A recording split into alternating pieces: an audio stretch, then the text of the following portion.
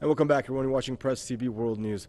The U.S. president has reportedly tried to persuade his French counterpart to pull his country out of the European Union in return for better bilateral trade terms.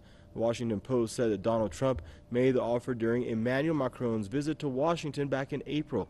The paper cited two unnamed European officials as saying that Trump told Macron, quote, "Why don't you leave the European Union?" The U.S. and France have yet to comment on this report. It's still unclear whether Trump was kidding or it was a serious attempt to undermine the bloc. Trump has also praised Britain for its push to leave the European Union and offered London a great transatlantic trade deal after Brexit. Trump administration is also engaged in a deepening trade dispute with the EU over multi-billion-dollar tariffs the U.S. imposed on metal imports from the bloc. Investigative journalist Tony Gosling believes the American president seeks to break up the European Union to end the bloc's ability to challenge the U.S. on trade.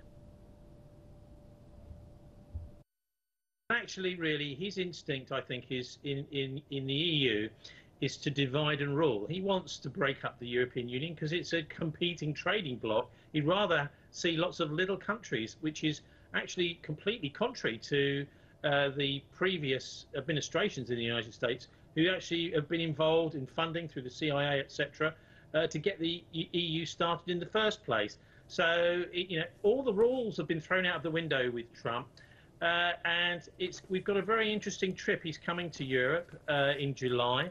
The 11th of July will be the NATO summit. Trump has called NATO as bad as NAFTA, which was a bad trade agreement in the United States. Now, this is causing all sorts of problems for the NATO Secretary General, Jens Stoltenberg. He's also got another major problem, Stoltenberg, in that Turkey look like they're in the process of leaving NATO or staying in NATO only to spy on it. So I think what we've seen is that the French, if they were actually given a chance on the EU, might well say no, they want to leave. So in a way, Donald Trump, it's quite nice to have him saying this, even though I don't think it's serious that it won't happen. Certainly under Macron, who's a former Rothschild banker, and he's very much in with the banking elite in the EU.